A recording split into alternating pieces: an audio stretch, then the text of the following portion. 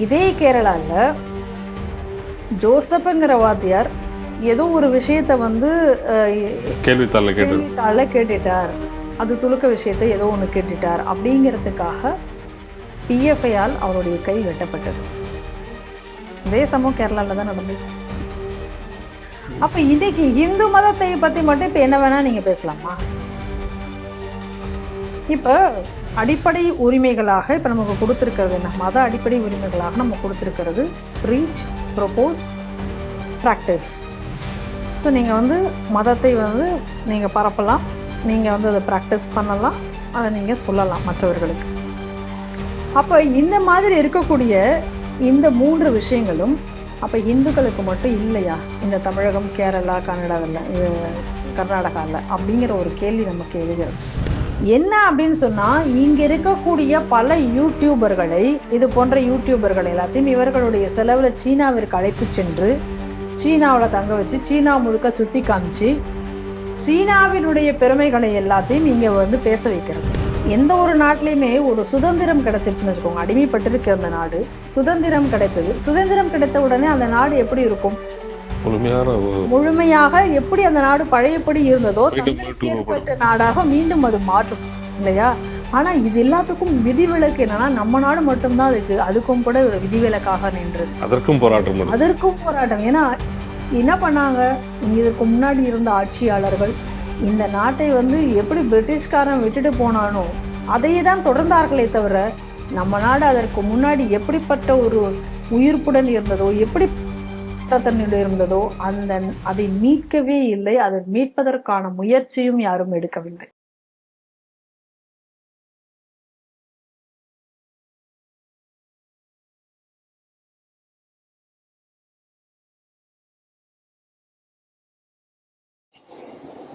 Sri TV நேயர்களுக்கு வணக்கம். இன்று செய்திகள் சிந்தனை நிகழ்ச்சிக்கு உங்களை அன்புடன் வரவேற்கிறேன். இன்று நாம் சிந்திக்க இருக்கும் முக்கிய செய்திகள் எவை என்று பார்ப்போம். தமிழ் மொழியை வெறுப்பு பிரச்சாரத்திற்கு பயன்படுத்தும் சக்திகள். திமுகவை தோலுரித்த ஆளுநர் RN ரவி. கேரளா பள்ளி கலை விழாவில் ராமாயண மகாபாரதத்தை கொச்சைப்படுத்திய நாடகத்திற்கு பரிசு. அருணாச்சல பிரதேச பெண்ணின் பாஸ்போர்ட் செல்லாது என அலைகழித்து துன்புறுத்திய சீனா. அயோத்தி கோயிலின் 161 அடி உயர கோபுரத்தில் கொடியேற்றிய பிரதமர் மோடி. ஆஸ்திரேலிய பாராளுமன்றத்தில் புர்காவுடன் நுழைந்த செனட்டரால் பரபரப்பு. இன்றைய செய்திகள் சிந்தனை நிகழ்ச்சியில் நம்முடன் இன்று சிந்திக்க இருப்பவர் திருமதி பிரியா வெங்கட் அவர்கள். நேயர்கள் சார்பாக அவரை அன்புடன் வரவேற்கிறோம். வணக்கம் திருமதி பிரியா வெங்கட். வணக்கம் பாண்டிகுமார். தமிழகத்துல மிக நீண்ட காலமா இருக்கு ஆளுநர் RN ரவி. அவர் இதுவரைக்கும் வந்து எந்த ஒரு இதற்கும் தொலைக்காட்சிக்கோ இல்லை பத்திரிகைக்கோ பெரும்பாலும் பேட்டி கொடுத்தது நீங்க பார்த்துக்க மாட்டீங்க. ரொம்ப நீண்ட காலத்துக்கு அப்புறம் இப்போ ஒரு முதல் முறையாக ஒரு தமிழ் ஜனம் தொலைக்காட்சிக்கு வந்து பேட்டி கொடுத்திருக்காரு. அந்த பேட்டியில வந்து ஏறக்குறைய அவர் இத்தனை வருடங்கள் தமிழகத்தில் அவர் பார்த்த சூழ்நிலைகள் எல்லாத்தையும் வந்து விலாவரியாக சொல்லியிருக்கார். அவர் சொன்ன விஷயங்கள், முக்கியமான அம்சங்கள் பார்த்தீங்கன்னா ஒரு 3 கேட்டகரியில் பிரிக்கலாம். ஒன்று வந்து தமிழும் திராவிட அரசியலும், மாநில அரசுடனும் மற்றும் நிர்வாகமும், மற்றும் வடமாநில தொழிலாளர்கள். இந்த 3மே தான் முக்கியம், பிரதானமாக தமிழகத்தில் அரசியலாக கொள்ளப்படுகிறது. இதுதான் நான் கவனிக்கொண்ட விஷயம் அப்படின்ட்டு அதுக்கான விளக்கங்களும் சொல்லியிருக்காரு. எப்படின்னா வந்து மொழியை வைத்து இங்கே அரசியல் நடத்துகிறார்கள். மொழின்றது வந்து அது பயன்படுத்துபவர்கள் வந்து எந்த காலத்திலையும் வந்து அது வளர்ச்சிக்குத்தான் பயன்படுத்துறாங்க தவிர வீழ்ச்சிக்கு பயன்படுத்துறாங்க. ஆனால் அரசியல் செய்வார்கள் தமிழ் மொழியை வீழ்ச்சிக்கு கொண்டு போறாங்க. திராவிடன்ற பேர்ல வந்து உண்மையான கலாச்சாரத்தை அழிக்கிறாங்க அப்படின்னு சொல்றாரு. அதே மாதிரி வந்து எதற்காக மசோதாக்கள் நிலுவைகள் வைக்கப்படுகிறது அதுக்கான விளக்கங்களும் கூறியிருக்காரு. அடுத்து வந்து இந்த வடமாநில தொழிலாளர் விவகாரம். வடமாநில தொழிலாளர் வந்து என்ன பண்றாங்கன்னா ஒரு சில வெறுப்பு விஷமத்தனமான ஒரு ஒன்றுபட்ட இந்தியாவை ஏற்படுத்தாமல் ஒரு விஷம பிரச்சாரங்களை ஏற்படுத்துகிறார்கள் அப்படின்னு சொல்லிட்டு தன்னோட கவலையும் தெரிவிச்சிருக்காரு. இந்த ஒரு பேட்டியை நீங்க எப்படி பாக்குறீங்க?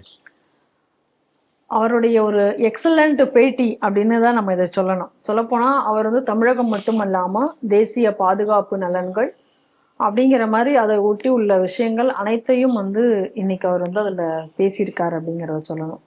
குறிப்பாக நம்மளுடைய தமிழ்நாட்டு பார்வையில் எப்படி இருக்குது, தமிழக பார்வை இது, அது குறித்த அவருடைய பார்வை என்ன அப்படிங்கிறத பற்றி நம்ம பார்த்தோம் அப்படின்னு சொன்னால், அவர் என்ன சொல்றாரு அப்படின்னு சொன்னா, இங்க வந்து ஒரு ஆரிய திராவிட போர் அப்படின்னு சொல்லி ஒன்றை வந்து திணிச்சு அது இவ்வளவு நாள் அதை கொண்டு வந்து மக்களிடையே வந்து ஒரு வெறுப்பு பிரச்சாரத்தை வந்து உருவாக்கி இதன் மூலமாக ஒரு பிரிவினையை ஏற்படுத்துகிறார்கள் அப்படின்னு அவர் சொல்லியிருக்கார். இது வந்து ஆங்கிலேயர்களால் ஏற்படுத்தப்பட்டது அப்படிங்கிறதையும் அவர் சொல்றார். அதுக்கான அந்த மெக்காலே, அதற்கு முன்னாடி வந்து கால்டுவெல், அந்த விஷயங்கள் எல்லாத்தையும் அவர் அதில் கொண்டு வந்திருக்காரு. அதை நம்ம பார்க்கணும்.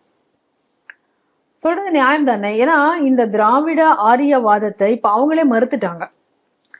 இந்த ஆரிய திராவிடவாதம் இப்ப வந்து உலகத்துல எங்குமே பேசப்படுவதில்லை. இப்ப எந்த ஐரோப்பிய நாடுகள் இதை வந்து அன்றைக்கு வந்து நம்ம நாட்டுல ஒரு பிரிவினை ஏற்படுத்துவதற்காக அன்னைக்கு இந்த ஆரிய திராவிட போரை பத்தி பேசினாங்களோ, அவர்களே இப்ப இந்த ஆரிய திராவிட தியரிங்கிறது தப்புங்கக்கூடிய ஆராய்ச்சிகள் எல்லாம் இன்னைக்கு வந்துகிட்டது. ஆனா என்னைக்கு அந்த வெள்ளைக்காரன் ஒரு பிரிவினை அஸ்திரமாக இந்த திராவிட ஆரிய இனவாத கொள்கையை அன்னைக்கு இங்க வந்து தமிழகத்துல திணிச்சான். அதை வந்து அதை வந்து சாகாமல் காப்பாற்றுவதற்காக அதனுடைய ஒரு இங்க ஒரு இது இருந்து கொண்டே இருக்க வேண்டும் என்பதற்காக அவனால உருவாக்கப்பட்ட ஒரு ஆள் தான் ஈவேரா. அப்ப தமிழகத்துல என்ன அப்படி ஆச்சு அப்படின்னா, ஈவேரா அப்படிங்கக்கூடிய ஒரு பிம்பம், ஒரு கட்டமைக்கப்பட்ட பிம்பம். ஏன்னா ஈவேராங்கிறது நீங்க அந்த ஈவேராவுடைய மொத்த புஸ்தகங்கள்லயும் அவர் எழுதியிருக்கூடிய ரைட்டிங்ஸ் எல்லாத்தையும் நீங்க எடுத்து பாத்துட்டீங்கன்னா, நேத்திக்கு ஒண்ணு பேசியிருப்பார், இன்னைக்கு ஒண்ணு பேசுவார்.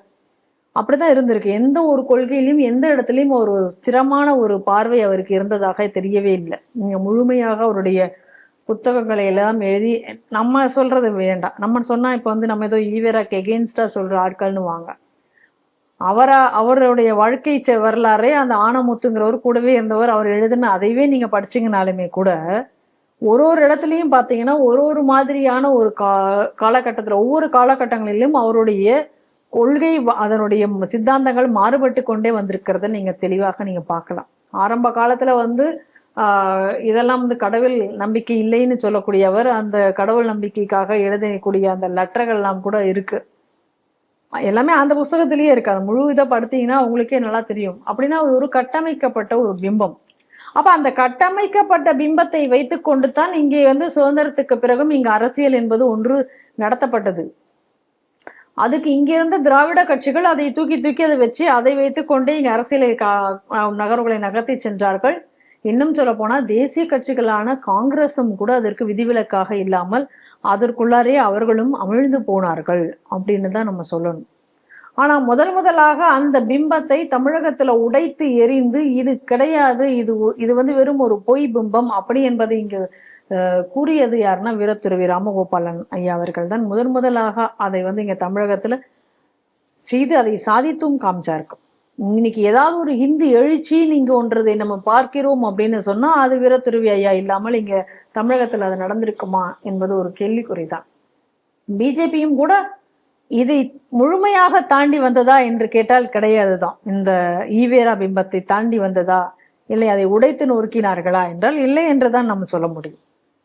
ஏன்னா அவங்களுடைய ஒரு ஃப்ரேம் ஒர்க்குள்ள தான் அவர்களும் இன்னைக்கு வந்து, ஆனா அதையெல்லாம் தாண்டி இன்னைக்கு ஒரு வெரி போல்டா இதுதான்டா உண்மை, இங்கே கட்டமைக்கப்பட்டிருக்கிறது, இவைகள் அனைத்தும் பொய்யாக கட்டமைக்கப்பட்டிருக்கிறது, தமிழக மக்கள் தேசியத்தின் பக்கம் தான் இருக்கிறார்கள், ஆன்மீகத்தின் பக்கம் தான் இருக்கிறார்கள், ஆனால் அவர்கள் மத்தியில் ஒரு பொய்யான ஒரு கதைகளையும் கட்டுக்கதைகளையும் இங்கே அவிழ்த்து விட்டு இங்கு வந்து இது ஏதோ தமிழகம் மட்டும் தனியாக பிரிந்து செல்ல வேண்டும் என்கக்கூடிய ஒரு மைய கருத்தை வைத்துக்கொண்டே இருக்கிற மக்கள் இருப்பதாக காட்டப்படுகிறது அப்படிங்கிறது இன்னைக்கு மிக தீர்மாக ஆர்.என். ரவி அவர்கள் அவர்களுடைய பேட்டியில சொல்லியிருக்கார். 2-3 விஷயங்கள் தமிழகத்தை பத்தி சொல்லும் பொழுது அவர் சொல்றார். ஒண்ணு, இந்த ஆரிய திராவிட இனவாதம் குறித்த ஒரு செய்தி. அடுத்ததாக அவர் சொல்றது இந்த மொழி அரசியல். மொழி அரசியல் அவரை குறித்து சொல்லும் பொழுது ஏதோ வந்து ஹிந்தி திணிப்புக்கு எதிராக, ஹிந்தியை யாரோ இவர்கள் மீது திணிக்கிறார்கள், அதற்கு எதிராகத்தான், இந்த மொழியை காப்பாற்றுவதற்காகத்தான் இவர்கள் போரிடுகிறார்கள் அப்படின்னு கேட்டா கிடையாது. உண்மையிலேயே இவங்க வந்து எல்லா மொழியிலும் அதாவது தமிழை தவிர மற்ற எல்லா மொழியும், இங்க தென்னகத்துல இருக்கக்கூடிய மற்ற கன்னடம், மலையாளம், தெலுங்கு, இந்த மொழிகள் மேலும் கூட இவர்கள் ஒரு வெறுப்புணர்வை இங்கு உருவாக்கி வைத்திருக்கிறார்கள். அந்த காலத்திலேயே வந்து இந்த மொழி சிறுபான்மையினருக்கு எந்த விதமான ஒரு இதுவும் இங்கு தமிழகத்துல இல்லாம இருந்தது, சலுகைகளும் எந்த ஒரு அவர்களுடைய தாய்மொழி கற்க முடியாத சூழ்நிலைகள் எல்லாம் இருந்தது. அந்த நேரத்துல அவங்க வந்து சுப்ரீம் கோர்ட்டில் போயிட்டு ஒரு வழக்குகளை எல்லாம் போட்டு வழக்குகள் மூலமாகத்தான் அதை வந்து இங்க அமல்படுத்த வேண்டியிருந்தது. அதற்கு அப்போ கூட இதற்கு வந்து மிகப்பெரிய ஒரு எதிர்ப்பு இருந்தது அப்படிங்கிறத எல்லாத்தையும் இன்னைக்கு வந்து விரிவாக அது எல்லாத்தையும் இங்கே சொல்லியிருக்கிறார். அப்ப இந்த ஹிந்தி திணிப்பு அப்படிங்கிறது இன்னைக்கு பொய்யான ஒரு கட்டமைப்பு தானே. இந்த ஹிந்தியே இங்க வந்து யார் வந்து இங்க ஹிந்தியை திணிக்கிறாங்க? ஹிந்திங்கிறது ஒரு எத்தனையோ மொழிகள்ல இருக்க மாதிரி ஹிந்தி என்பது ஒரு மொழி. அப்ப அந்த ஹிந்தி மொழியை படிக்க கூடாது, அந்த ஹிந்தி மொழியைக்காக அவ்வளவு பெரிய எதிர்ப்பு, இதெல்லாம் இங்க வந்து வேண்டுமென்றே இங்க உருவாக்கப்பட்டதானே. சரி, அப்படி நீங்க ஹிந்தி மொழி மற்ற எந்த மொழி வந்தாலும் எங்கள் மொழி அழிந்துவிடும் என்பவர்கள் தமிழ் மொழியினுடைய நிலையை அதை கேட்டிருக்காரு அவர் இன்னைக்கு. சரி, தமிழ் மொழியை நாங்க தான் வாழ வைக்க போகிறோம் அப்படின்னு சொன்னவங்க எந்த மாதிரி நீங்க தமிழ் மொழியை நீங்க இன்னைக்கு வாழ வச்சிருக்கீங்க? அதை அழித்து தானே செய்திருக்கிறீர்கள். இப்ப தஞ்சாவூர்ல தமிழ் பல்கலைக்கழகம் கொண்டு வந்தார் எம்ஜிஆர் காலத்துல. அப்ப எம்ஜிஆர் காலத்துல அந்த தஞ்சாவூர் தமிழ் பல்கலைக்கழகம் அவரால் கொண்டு வரப்பட்டது என்பதற்காகவே அந்த பல்கலைக்கழகத்தை நீங்க இன்னைக்கு வரைக்கும் சீண்டவே இல்லையே. அப்ப இந்த ஒரு பல்கலைக்கழகம்னா அந்த பல்கலைக்கழகத்துல வந்து ஒரு குறைஞ்சபட்சம் ஒரு 1000 மாணவர்களாவது அந்த பல்கலைக்கழகத்துல படித்தாதான் மத்திய அரசனுடைய மானிய தொகை கிடைக்கும், அவங்களுடைய கிராண்ட் கிடைக்கும். அப்படிங்கிறதுக்காக இப்போ வரைக்கும் ஒரு 1000 மாணவர்கள் கூட இல்லாம என்னென்னமோ பண்ணி ஒரு 1000 மாணவர்களை கணக்கு காமிச்சிட்டு இருக்காங்க. 50 பேராசிரியர்கள் ஆசிரியர்கள் மாதிரி போட வேண்டிய போஸ்டிங்ல அதுல பாதி பேர் கூட இன்னைக்கு போஸ்டிங் போட முடியல. இதுதான் இன்னைக்கு அந்த பல்கலைக்கழகத்தினுடைய நிலைமை. தமிழ் இருக்கைகள் எத்தனை பேர், எந்தெந்த தமிழறிஞர்கள் மேல இவங்க தமிழ் இருக்கைகள் அமைச்சிருக்காங்க? இவங்க திமுக கட்சியில இருக்கக்கூடிய கலைஞர் பேர்ல தமிழர்கள் இருக்கைகள்லாம் அமைச்சிருக்காங்க. தமிழுக்காக தமிழே தன்னுடைய உயிர் மூச்சாக கொண்டு வாழ்ந்த பாரதிக்கு பேர்ல இது வரைக்கும் இருக்கைகள் கிடையாது. ஆனா அதே நேரத்துல பிரதமர் மோடி அவர்கள் வந்த பிறகு பாரதியாருக்காக டெல்லி பல்கலைக்கழகத்துல ஒரு இருக்கை தொடங்கப்பட்டது. அதே போல வேறு ஒரு சில பல்கலைக்கழகங்களும் கொடுக்கப்பட்டது. திருக்குறளுக்காக இது பண்ணப்பட்டது. தமிழ் எல்லா இடங்களிலும் செல்ல வேண்டும். இப்ப அங்க இருக்கிறவர்கள்லாம் ஆர்வத்தோடு தமிழ் படிக்கிறார்கள். போற இடங்களிலெல்லாம் திருக்குறளினுடைய பெருமையை சொல்லி பல வெளிநாடுகள்ல பல நாடுகள்ல கூட இன்னைக்கு திருக்குறள் மொழியாக்கம் செய்யப்பட்டு அங்க கூட அந்த திருக்குறள் நூல் வெளியிடப்பட்டிருக்கிறது. அப்படி இருக்கும் பொழுது நீங்க தமிழுக்காக நாங்க செய்யறோம், தமிழுக்காக நாங்க செய்யறோம் அப்படின்னு சொல்லி நீங்க என்ன செஞ்சீங்க அப்படின்னு சொல்லி அந்த கேள்வி வந்து ரொம்ப சூப்பரா கேட்டிருக்காரு இன்னைக்கு தலையில அடிக்கிற மாதிரி. ஏன்னா நீங்க பாருங்களேன், இத்தனை சம்ஸ்கிருத மொழி, சம்ஸ்கிருதத்துக்கு இத்தனை பல்கலைக்கழகம் இருக்கு, தமிழுக்கு இல்லையே, நீங்க வச்சிருக்க வேண்டியதானே, பண்ணிருக்கலாம். இருக்கிற ஒரு பல்கலைக்கழகத்தையே உருப்படியா நடத்த அவங்க துப்பு இல்லையே. சரி, அந்த பல்கலைக்கழகத்துல PhD மாணவர்கள் நிறைய பேர் வராங்க, நிறைய பேப்பர்ஸ் வருது, நிறைய. சரி, நீங்க இந்த மாதிரியாக எழுதுனீங்க. திராவிடம் வந்த பிறகு இத்தனை புத்தகங்கள் தமிழ்ல வெளியிடப்பட்டது, இவ்வளவு அறிஞர்கள் எழுதுனாங்க அப்படின்னு எந்த புக்கையாவது ஏதாவது ஒரு ஆள் ரெஃபர் பண்ணி இது சம்பந்தமா நாங்க வந்து பேப்பர் அப்படின்னு சொல்லி ஏதாவது ஒரு ரெஃபரன்ஸ், ஏதாவது ஒரு ஆராய்ச்சி வெளியில வந்திருக்கா? நம்ம இதைதான் வந்து அடிக்கடி சாமி தியாகராஜன் சார் அவர்கள் இன்னைக்கு இல்ல, அவர் கேட்பார் அடிக்கடி இந்த கேள்வியை. பாரதி அந்த காலத்திலேயே சொன்னார், தமிழ் இனி மெல்ல சாகும் அப்படின்னு சொல்லிட்டு. இவங்க ஆட்சியில அந்த மொழி செத்தே போச்சுன்னு சொல்லலாம். அந்த அளவுல தான் நீங்க வந்து இவங்க தமிழை வந்து இவங்க காத்து கொண்டு இருக்கிறாங்க. இன்னைக்கு நம்ம பார்த்துருக்கோம். நான் பல தடவை தேஸ்ரீ டிவியில நான் சொல்லியிருக்கேன், இங்க நம்ம பல டியூஷன் சென்டர்கள், அதாவது இலவச மாலை நேர வகுப்புகள் நம்ம நடத்தி கொண்டிருக்கிறோம். அதுல வரக்கூடிய 10ஆம் வகுப்பு மாணவர்கள், 11ஆம் வகுப்பு மாணவர்களுக்கு கூட, 12ஆம் வகுப்பு மாணவர்கள் கூட தமிழ்ல வந்து அவங்க தமிழுடைய தேர்வு எழுதி அவங்க பேப்பர் கொடுத்துட்டு போனாங்கன்னா அந்த பேப்பரை திருத்தவே எனக்கு ரொம்ப கஷ்டமாக இருக்கும். அதாவது கேள்விகளுக்கு சரியான பதில் எழுதவில்லை, இல்லை பதில் தவறாக எழுதியிருக்கிறார்கள், அதை கூட நான் வந்து ஏத்துக்கிறேன். சரி, கேள்விக்கு பதில் மறந்துருக்கலாம், சரியாக படிக்காம இருந்திருக்கலான்ட்டு. ஆனா அந்த எழுதி இருக்கக்கூடிய ஏதோ ஒரு விடையிலேயே கூட அவ்வளவு பிழைகள். சாதாரணமாக சின்ன சின்ன வார்த்தைகள் கூட ஒரு பிழை இல்லாமல் ஒரு வரி இருந்தா நம்ம அதை பார்த்து சந்தோஷப்படலாம். அந்த லெவல்ல தான் அந்த மாணவர்களுடைய திறனானது இருக்கு. இது இந்த ஸ்கூல் மாணவர்கள் மட்டும் கிடையாது, இவங்க தானே அடுத்து காலேஜ்ல போறாங்க, காலேஜ்ல படிச்சு வர டீச்சர்களும் அப்படித்தான் இருக்கிறாங்க. நீங்க தமிழ் சொல்லும் போது ஒரு இன்னொன்று ஞாபகம் வருது. சமீபத்துல வந்து ஒரு மிகப்பெரிய எழுத்தாளர், நான் தான் அப்படின்னு சொல்லக்கூடிய பெருமைக்கூடிய கம்யூனிஸ்ட் எழுத்தாளர் சு வெங்கடேசன், அவர் எழுதியிருக்கக்கூடிய ட்விட்டர்ல கூட வந்து நான் வந்து தமிழுக்காக அவ்வளவு எழுத்துக்கள் எழுதுறேன், அவரோட எழுத்துக்கள் கூட நிறைய பிழைகள் இருக்கிறதாகவும் சுட்டி காட்டப்பட்டுள்ளது. ஆமா, சமூக வலைதளங்கள்ல அது வைரலாக வந்தது, நானும் அதை பார்த்தேன். அந்த லெவல்ல தான் இருக்கு. இதெல்லாம் விடுங்க. இன்னைக்கு வந்து இப்ப சமீபத்துல ஒரு அறிக்கை, ஒரு சர்க்குலர் வெளியிட்டு இருந்தாங்க.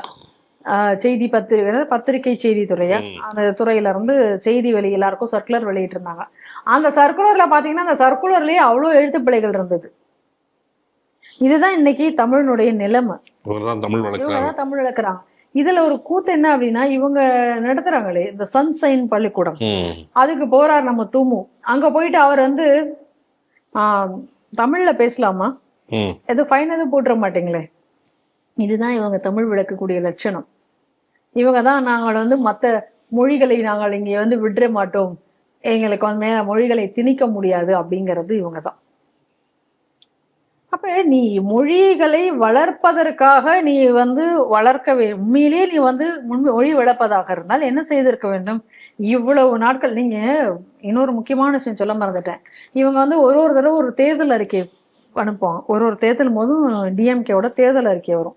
அந்த தேர்தல் அறிக்கையை பாத்தீங்கன்னா அந்த தேர்தல் அறிக்கையில 2-3 விஷயத்த வந்து கண்டிப்பா அந்த தேர்தல் அறிக்கை கபி பெஸ்ட் இருக்கும். என்ன அப்படின்னு சொன்னா, அதுல பாத்தீங்க அப்படின்னா தமிழை வந்து நாங்கள் வந்து ஆட்சி மொழியாக்கும், திருக்குறளை உலகம் கொண்டு போக செய்வோம், அதுக்கான இருக்கைகள் அமைப்போம். இந்த மாதிரி நீங்க பாத்தீங்கன்னா இதெல்லாம் ஒரு வழக்கமான ஒரு, இது எனக்கு தெரிஞ்ச அண்ணாதுரை காலத்துல இருந்து இப்ப வரைக்கும் பாத்தீங்கன்னா அது அப்படியேதான் இருந்துட்டு இருக்கும். அப்புறம் இன்னொருத்தர் கிளம்பினாரு, நான் வந்து தமிழை நாங்கள் வந்து செம்மொழியாக்க, இப்ப கூட ஒரு செம்மொழி பூங்கா திறந்து வச்சிருக்காராம். அது கூட வேலைகளே சரிவர முடிவடைவதற்கு முன்னாடி அந்த செம்மொழி பூங்கா அவசரமா திறந்திருக்காங்கன்னு வச்சு. எனக்கு அந்த பூங்கா எதற்குன்ற எனக்கு தெரியல. அருகிலே ஒரு வாவுசி பூங்கான்னு ஒரு பூங்கா இருக்கு. ஒரு பூங்கா கடையில இன்னொரு பூங்கா அதுக்கு அமைக்கிறாங்கன்னு எனக்கு தெரியல. அதனால என்ன வளர போகுதுன்னு எனக்கு தெரியல. இங்க இருக்கு இல்லையா ஒரு பூங்கா, இப்ப சென்னையில கூட ஒரு செம்மொழி பூங்கா ஒன்று இருக்கு. அதே போல அங்கேயும் வளர்ப்பார்களா இருக்கா. இப்ப செம்மொழின்னு ஒண்ணு கொண்டு வந்தாரு. சரி, செம்மொழினால இவர் என்ன, செம்மொழினால இன்னைக்கு தமிழ் மொழி பெரிய உயர்வாக அந்த செம்மொழிங்கிறதையும் கொண்டு வந்து செம்மொழி அந்தஸ்து, செம்மொழி அந்தஸ்துன்னு சொல்லி அந்த செம்மொழி அந்தஸ்தை பெற்று தருகிறோம் என்கிற பேர்ல அதிலேயே என்ன பண்ணாங்க, தமிழனுடைய பெருமையை குறைத்தார்களே ஒன்றி பெருமையை வந்து இவங்க நிலைநாட்டல. ஏன்னா செம்மொழி அப்படிங்கும் போது இவர் அவசரமா எந்த டெபினேஷன் இல்லாம இவர் தான் வாங்கி கொடுத்துடணும் அப்படிங்கிற வேகத்துல கருணாநிதி பண்ண கூத்துல அது செம்மொழிக்கு தமிழுக்கு அந்த செம்மொழிங்கிற அந்தஸ்து கொடுத்த அடுத்த நிமிஷமே இந்த பக்கம் கன்னடா, அந்த பக்கம் கேரள, மலையாளம்னு எல்லாரும் அவங்கவுங்க போய் கன்னடத்துக்கு அப்புறம் தான் தமிழுக்கு வந்தது. அது ரொம்ப முக்கியமான விஷயம். ஏன்னா அது வந்து தமிழ்ல இருந்து கன்னடம் வந்து சொல்லிக்கிட்டு இருந்த போய் கன்னடத்துக்கு அப்புறம் தான் தமிழுக்கு வந்தது. கடைசியா பாத்தீங்கன்னா அப்படி எப்படின்னு எல்லா மொழியும் வாங்கிட்டாங்க. அப்ப என்ன சிறப்பு உங்களுக்கு அதுல வந்துச்சு? ஆக மொத்தத்துல இவங்க செஞ்சிருக்கக்கூடிய எல்லா வேலைகளையும் பாத்தீங்கன்னா தமிழை வந்து அழித்ததை தவிர இவங்க வந்து தமிழுக்காக எதுவும் செய்யலை. அதை இன்னைக்கு வந்து ரொம்ப தெளிவாக வந்து கவர்னர் எடுத்து சொல்லியிருக்கார். இந்த சமயத்துல எனக்கு இன்னொரு விஷயம் சொல்லுங்க. இப்ப கூட தூமு சொன்னாராம், சம்ஸ்கிருதம் வந்து ஒரு செத்த மொழி அப்படின்னு சொன்னாராம். இப்ப அதை சொன்ன உடனே ஸ்ருங்கேரியில இருக்கக்கூடிய அந்த ஸ்ருங்கேரி சாரதா பீடத்தினுடைய அந்த சுவாமிகள் இளைய சன்னிதானம், அவர் வந்து ஒரு அருமையான ஒரு அவருடைய இதை வீடியோவை கேட்க வந்து, நீ ஒரு எப்படி வந்து நீங்க சம்ஸ்கிருத செத்த மொழின்னு நீ சொல்ற, இத்தனை கணக்கான லட்சக்கணக்கான கிரந்தங்கள் அதுல இருக்கு, எல்லா மொழிக்கும் அது வந்து ஒரு அந்த மொழியை பத்தினோட சிறப்பை சொல்வதுன்னா சொல்லிட்டே இருக்கலாம். நீ யாருமே நீ வந்து பேசல அப்படிங்கிறதுக்காக நீ சொல்ல போறியா? அப்படியே சொல்ல முடியாதே, நாங்க இத்தனை பேர் அதை பேசுறோம், இதுலயும் எல்லா விவகாரங்களையும் நாங்க பண்றோமே. அப்ப ஒவ்வொருத்தருக்கும் ஒரு குறிப்பிட்ட மொழி பேசுறாங்க, எல்லாரும் ஒரு மொழியை பேசுவது கிடையாது. எனக்கு இப்ப தமிழ் தெரியும், நான் என்னுடைய தாய்மொழி தமிழ், நான் தாய்மொழி பேசுறேன். இன்னொருத்தருக்கு தெலுங்கு இருக்கலாம், அவங்க தெலுங்கை பேசலாம். அப்ப தமிழ் எல்லாரும் என்ன தமிழே பேசுறாங்களா, எல்லாரும் என்ன தெலுங்கே பேசுறாங்களா? அப்ப எதை வைத்து கொண்டு நீங்கள் அதை செத்த மொழின்னு சொல்றீங்க அப்படின்னு சொல்லி ரொம்ப அருமையாக ஒரு பதில். ஏன்னா இதெல்லாம் அது சொல்லியிருந்தாரு, இதை வந்து செத்த மொழி அப்படின்னு சொல்றவன் வந்து மூடர்களாகத்தான் இருக்க முடியும் அப்படின்னு சொன்னார். அவன் இவ்வளோலாம் லாங்குவேஜ், அந்த லாங்குவேஜ்ல இவ்வளோ செழுமை இருக்கிறது, இத்தனை கிரந்தங்கள் இருக்குன்றதுனா இவ்வளோ ஆதாரபூர்வமான விஷயங்கள் அதுல இருக்கு, இவ்வளவும் இருக்குதுல்ல. நீ இவ்வளவையும் வச்சுக்கிட்டு நீ அதை போய் நீ செத்த மொழின்னு சொன்னா, நீ தான் வந்து உயிரோடு இருந்தாலும் நீ வந்து இறந்தவனாக இருக்கக்கூடிய ஒருத்தன். கண்ணை மூடி, அதாவது முட்டாளுக்கு இப்போ பூனைக்கு கண்ணை மூடிட்டா உலகமே தூங்கிருச்சு அப்படின்னு பூனை நினைச்சுக்குமா, அந்த மாதிரி இவங்க வந்து சொல்லிட்டா உடனே எல்லாரும் ஏத்துக்குவோம் அப்படின்னு இவங்க நினைக்கிறாங்க. ஆனா இதுக்கான பதிலடி வந்து சரியான பதிலடி இப்ப அவர்கள் வந்து கொடுத்திருக்கிறார்கள். அப்ப இதெல்லாம் வச்சு நம்ம பார்க்கும் பொழுது நமக்கு என்ன ஒரு விஷயம் தெளிவாக புரிகிறது அப்படின்னு சொன்னா, இன்னைக்கு வந்து மொழியை வைத்துக்கொண்டு ஒரு பிரிவினைவாத அரசியல் என்ன அப்படின்னா, எங்கள் தமிழ் மொழி சிறந்தது, தமிழர்கள் அப்படின்னு சொன்னா ஒரு தனி சிறப்புடையவர்கள், அதனால எல்லாமே தனிப்பட்ட முறையில தனியாக அவர்கள் இருக்கணும் அப்படிங்கக்கூடிய ஒரு பிரிவினைவாத ஒரு எண்ணத்தை மக்கள் மனதில் ஆரம்ப காலத்துல இருந்து விதைக்க முயற்சித்தக்கூடிய ஒரு வேலை, ஒரு கேடுகெட்ட ஒரு அரசியலை இன்னைக்கு தமிழகம் பார்த்து கொண்டிருக்கிறது அப்படிங்கிறத வந்து ரொம்ப அழகாக இன்னைக்கு வந்து அவர் அதுல சொல்லியிருக்கார். அதே போலதான் மற்ற விஷயமும் சொல்லியிருக்கார். அந்த வடக்கு தெற்கு, அதாவது இப்ப பீகார் தேர்தல் சமயத்துல பிரதமர் மோடி அவர்கள் கூட அது ரொம்ப வருத்தப்பட்டு குறிப்பிட்டிருந்தார். தமிழ்நாட்டில் வந்து உங்களை மாதிரியான பீகாரிகளை வந்து இவர்கள் எப்படி எல்லாம் கேவலப்படுத்தி இருக்கிறார்கள் அப்படின்னு சொல்லிட்டு, உடனே இங்க நாங்க அப்படி சொன்னோமா, இவங்க தமிழர்களை கேவலப்படுத்த, தமிழர்களை யார் கேவலப்படுத்தினாங்க? நீங்க தான் வந்து என்னெல்லாம் சொன்னீங்க, அங்கிருந்து வரவன் வந்து பானிபூரி விற்கிறதுக்காகத்தான் வரான், பானிபூரி வாயன், பீடா வாயன், என்ன மாதிரியான ஒரு பண்பட்ட ஒரு மனித சமுதாயத்துல வந்து இந்த மாதிரியான பேச்சுக்கள் அப்படிங்கிறது யாருக்கு கேவலம்? அந்த பீகாரில் வந்து அந்த மக்களுக்கு கேவலம் இல்லை, இது சொல்லக்கூடிய உங்களுக்கு தான் அது வந்து கேவலம். ஏன்னா பண்பட்ட சமுதாயத்தில் வந்த எந்த ஒரு மக்களும் வந்து இந்த மாதிரி இன்னொரு வெறுப்பு அரசியலையோ இல்லை இந்த மாதிரியான ஒரு இழிவான பேச்சுக்களையோ அரசியல் தளத்துல முன்வைத்து பேச மாட்டார்கள். அப்ப அதையும் அவர் வந்து அவர்கள் மேல அப்படி ஒரு அந்த புலம்பெயர் தொழிலாளர்கள் மீது அப்படி ஒரு வன்மம் கட்டவிழ்த்து விடப்பட்டது. அப்ப நான் அவர்கள்ட்ட எல்லாம் பேசினேன், தமிழக மக்கள் அப்படி கிடையாது, அடிப்படையில அரசியல் காரணங்களால இந்த மாதிரியான ஒரு சூழ்நிலை இங்க கட்டமைக்கப்படுகிறது, அவர்கள் உங்களை பார்த்துக் கொள்வார்கள், நான் உங்களுக்கு நம்பிக்கை ஊட்டும் விதமாக நான் செய்தேன். அப்ப இன்னைக்கு தமிழனுடைய பெருமையை யார் காப்பாத்திருக்காங்க? மோடிதான், பிரதமர் மோடியும். நீங்க எந்த ஒரு கவர்னரை வந்து எப்படியெல்லாம் கேவலமாக நீங்கள் பேசினீர்களோ அந்த கவர்னர் தான் உங்களுடைய பெருமையை இன்னைக்கு அவர் காப்பாத்திருக்கார். இங்க இருந்து போயாச்சுன்னா இங்க இருக்கிற அத்தனை பேரையும் நீங்க வந்து இன்னைக்கு டாஸ்மாக் அங்கங்க திறந்து வச்சு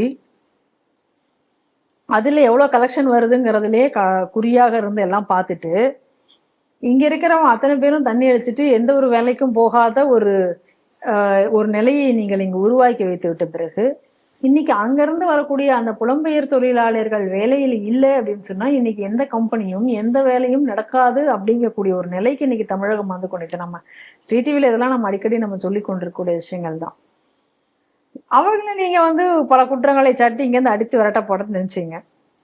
ஆனா அவர்கள் இல்லாமல் இங்கே எதுவும் நடக்காதுங்கிற சொல்லி எல்லாரும் வந்து எல்லா தொழிலதிபர்கள் எல்லாரும் வந்து அழகவுமே அப்புறம் உங்களுடைய ஸ்டான்ஸை மாத்தினீங்க தானே நடந்துச்சுங்க.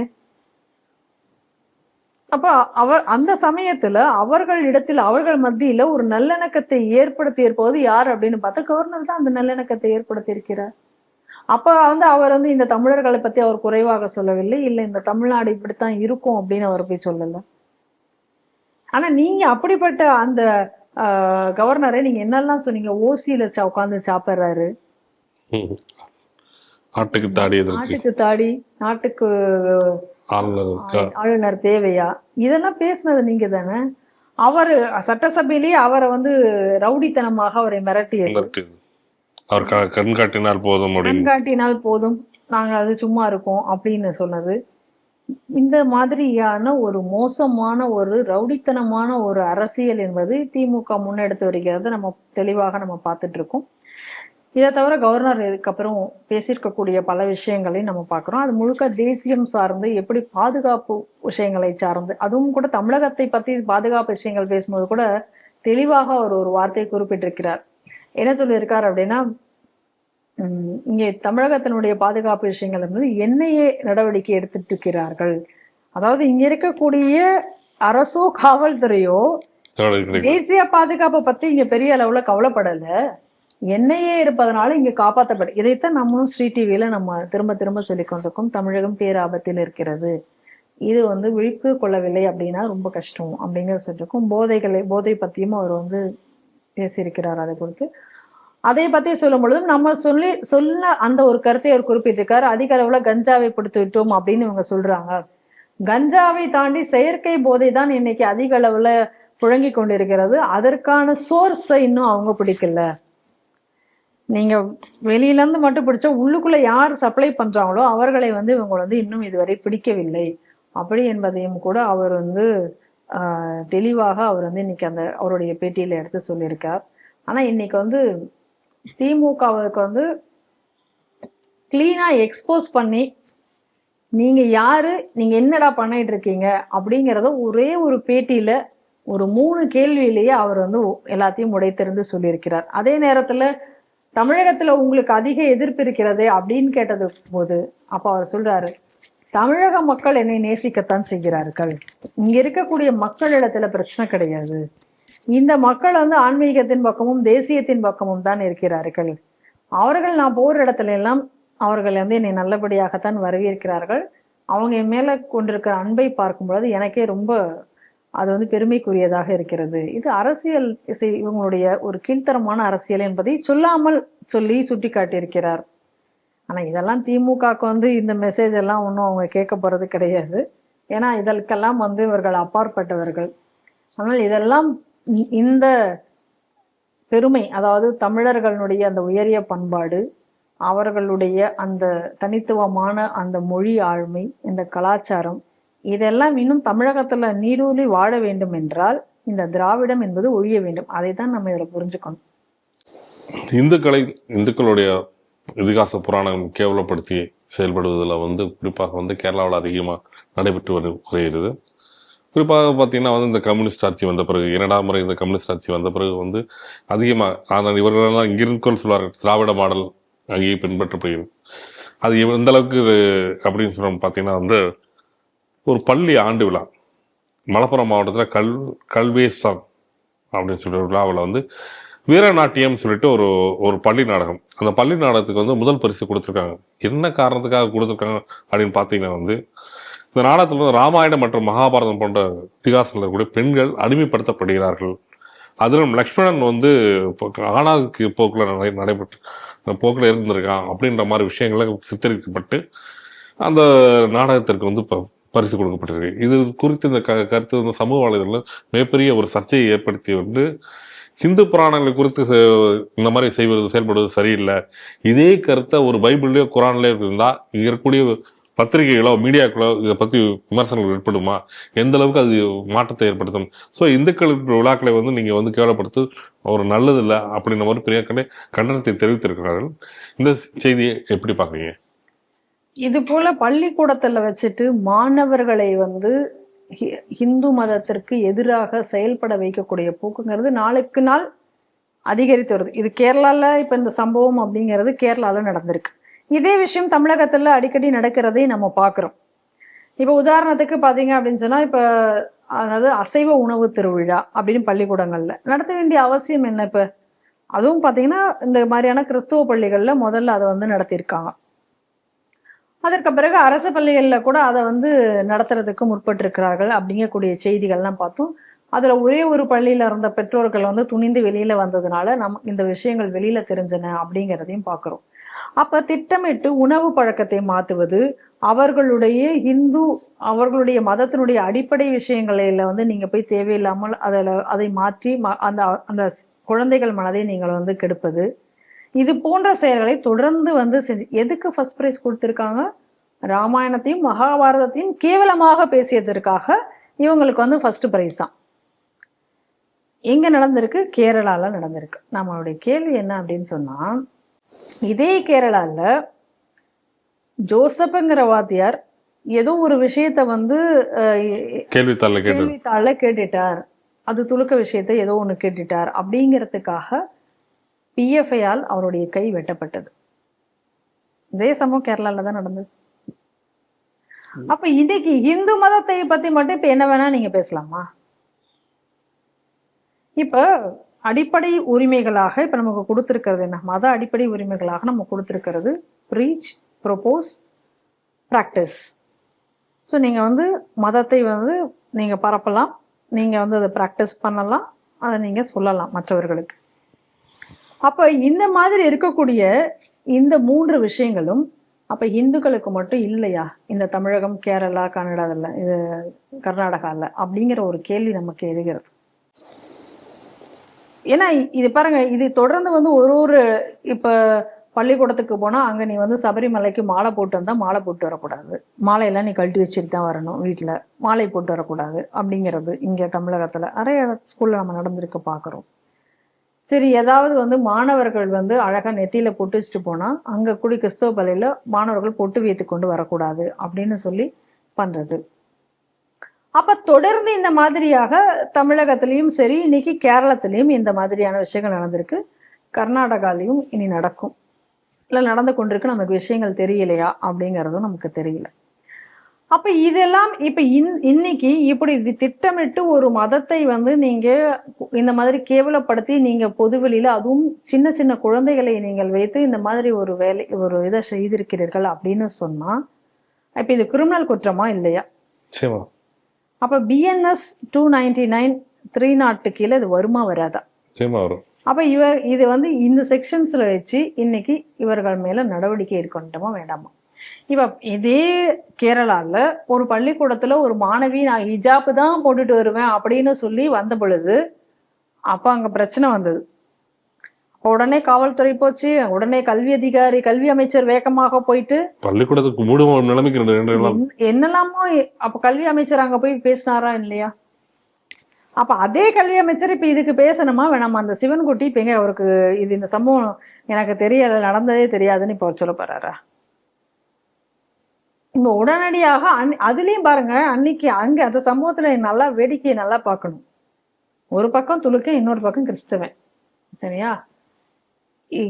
துலுக்க வந்து ஐயோ துலுக்க ஓட்டு போயிருமே அப்படின்னு சொல்லிட்டு வேக வேகமாக பயந்து என்ன பண்ணாங்க, அந்த ஹிஜாபுக்கு ஆதரவு தரத்துக்கு இங்க இருந்து ஓடினார் இந்த கல்வி அமைச்சர். உடனே கிறிஸ்தவன் எல்லாம் கூடிட்டான்.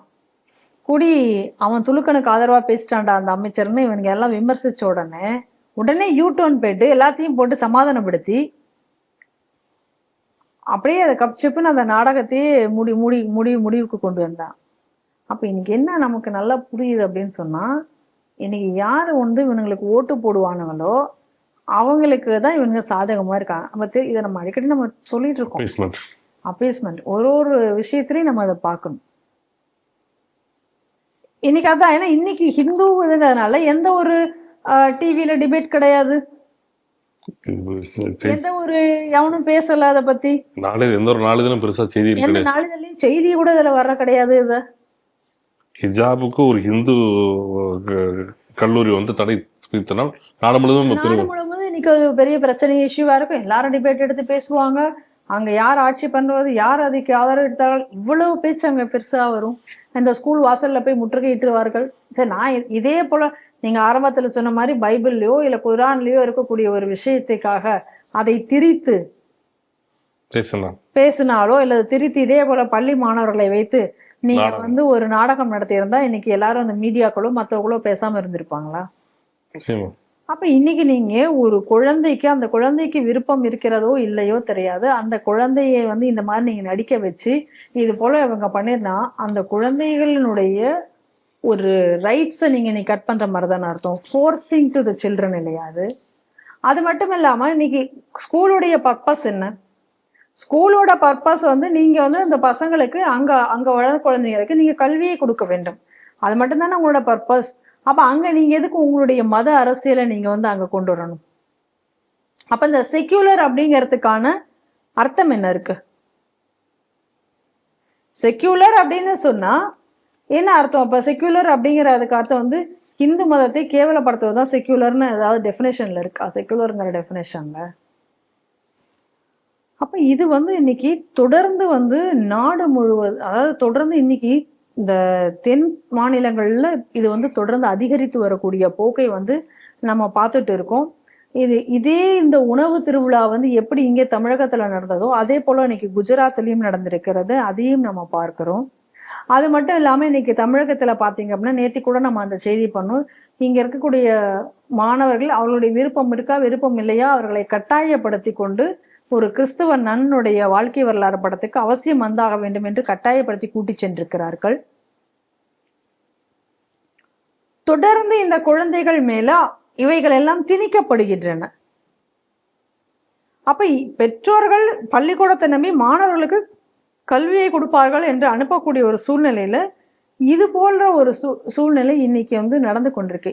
இப்ப இன்னொரு விஷயமும் பாருங்க, கேரளால இதோட ஒட்டி அதையும் சொல்லணும்னு தோணுது. திருவனந்தபுரத்துல பாலராமபுரம் அப்படிங்கக்கூடிய ஒரு பகுதியில பாத்தீங்கன்னா ஒரு சிவன் கோவிலை வந்து பூட்டி வச்சுட்டாங்க எஸ்டிபிஐக்காரன். பூட்டி வச்சுட்டு அந்த கோயிலை வந்து உள்ள விட மாட்டேங்கிறாங்களாம். எத்தனை வருடம் அவ்வளோ ஒரு பழமையான கோவில், ஒரு மிக பழமையான ஒரு கோவிலை பூட்டி வச்சுட்டு அதை வந்து அந்த கோவிலுக்குள்ளார இப்ப யாரையும் விடலையா, இது இந்த சொத்து எங்களுது அப்படின்னு சொல்லிட்டு. எப்படி ஒரு அநியாயம் நடந்து கொண்டிருக்கு பாருங்க. இதே கர்நாடகால இன்னொரு கூத்து நடந்திருக்கு. ஒரு அனுமன் கோயில் இருந்திருக்கு. அப்ப அந்த அனுமன் கோவில்ல வந்து பக்கத்துல வந்து ஒரு இதே போல நம்ம ஊர்ல டாஸ்மாக் கடை கொண்டுற மாதிரி அங்கேயும் வந்து ஒரு மது கடை கொண்டு அதற்கு முற்படும் பொழுது இந்த கோவில் சார்பா எதிர்ப்பு தெரிவிச்சிருக்காங்க. உடனே அங்க பக்கத்துல இருக்கிற அந்த மக்களும் அதற்கு எதிர்ப்பு தெரிவிச்ச உடனே நல்லா நீங்க பார்க்கணும், மதுக்கடையை அவங்க இது பண்ணல, கோவில் இடிச்சுட்டு போயிட்டாங்க. இருந்தா தானே நீ பிரச்சனை பண்ணுவ அப்படின்னு கோவில் இடிச்சுட்டு போயிட்டான். அப்ப இன்னைக்கு தமிழகத்திலயும் இது போல கூத்துக்கள் தான் நடந்துட்டு இருக்கு. நீர்நிலை ஆக்கிரமிப்புல கோவில் இடிக்கப்படும், ஆனா அதே நீர்நிலை ஆக்கிரமிப்புல சர்ச்சோ மசூதியா இருந்தா இடிக்கப்படாது. அப்படி ஏதாவது தப்பி தவறி கோர்ட் ஆர்டர்ல எவனாவது இடிச்சுட்டா கூட அதை உடனே அவங்க சொந்த காசுல கட்டி கொடுக்கப்படும். இந்த மாதிரியான ஒரு நிலைமைங்கிறது இன்னைக்கு வந்து இந்த தென் மாநிலங்கள்ல ஏற்பட்டு கொண்டிருக்கிறது. ஒன்னு கம்யூனிஸ்ட், ஒன்னு காங்கிரஸ், இன்னொன்னு திராவிடம். இது மூணும் தான் இங்க இந்த மூணையும் அழிச்சிட்டு இருக்கு. நல்லா தெரிஞ்சுக்கணும். இந்த இதுதான் மூணும் கூட்டுச்சேர்க்கையாவும் இருக்கு. இப்ப எவ்வளவு ஒரு விஷ கூட்டுச்சேர்க்கைன்னு பார்த்துக்கோங்க. அப்ப இன்னைக்கு இது வந்து ஏதோ ஒரு பள்ளிக்கூடத்துல ஒரு விஷயம் இது நடந்து விட்டது, இதெல்லாம் அப்படி தனித்தனி இன்சிடென்டா மட்டும்தான் நம்ம பாக்குறோம். ஆனா இது எல்லாத்தையும் நீங்க சேர்த்து வச்சு பாத்தீங்கன்னா ஒட்டுமொத்தமா ஒரு அஜெண்டா இதுல இருக்கிறது உங்களுக்கு புரியும். அது என்ன அஜெண்டானா இந்துக்களுடைய இன அழிப்பு என்பது நல்லாவே புரியும். எந்த இடங்கள் எல்லாம் இந்துக்கள் வந்து சிறுபான்மையினராக மாறி வருகிறார்களோ அந்த இடங்களில் எல்லாம் பிரிவினை என்பது எளிதாக நடக்கும். அப்ப இந்த பிரிவினைக்காக இந்துக்கள் சிறுபான்மையினர்களாக ஆக்கப்பட வேண்டும் என்பதுதான் இதுக்கு பின்னாடி இருக்கக்கூடிய ஒரு மிகப்பெரிய அஜெண்டா.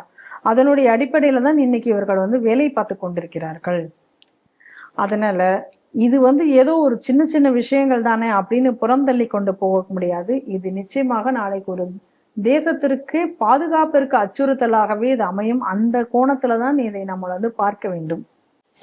இந்தியாவின் ஆளுமை, அதாவது ஒரு ஆட்சியாளர் எந்த அளவுக்கு தைரியமா ஒரு இதை ஃபேஸ் பண்ண முடியும் அப்படின்னா தான் தன்னுடைய கருத்து எந்த நாட்டிலும் எங்கேயுமே உலகறைய செய்ய முடியும், அங்கேயும் ஓங்கி ஒழிக்கவும் முடியும். அப்படித்தான் ஒரு விஷயம். மிக நீண்ட காலமா வந்து சீனா தன்னுடைய பிரதேசமா அருணாச்சலத்தை கிளைம் பண்ணிக்கிட்டே இருக்கு. சரி, அது வந்து தன்னுடைய தெற்கு தீபத் அப்படின்ற ஒரு விஷயத்த கிளைம் பண்ணிட்டே இருக்கு. இந்தியா மாநிலமா அது எங்களுடைய பகுதி அப்படின்னு சொல்லி இது இருக்கு. அதற்காக என்ன விலை கொடுக்கவும் தயாராகவும் இந்தியா இருக்கு.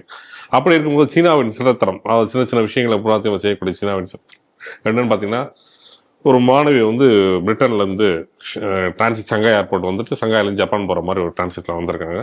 அருணாச்சல பிரதேச சேர்ந்தவர். அவர் இந்திய பிரதி.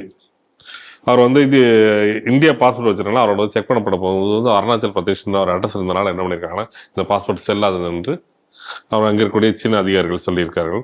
கிட்டத்தட்ட 18 மணி நேரம் அவரை வந்து அங்கே அமர வைத்திருக்கார்கள்.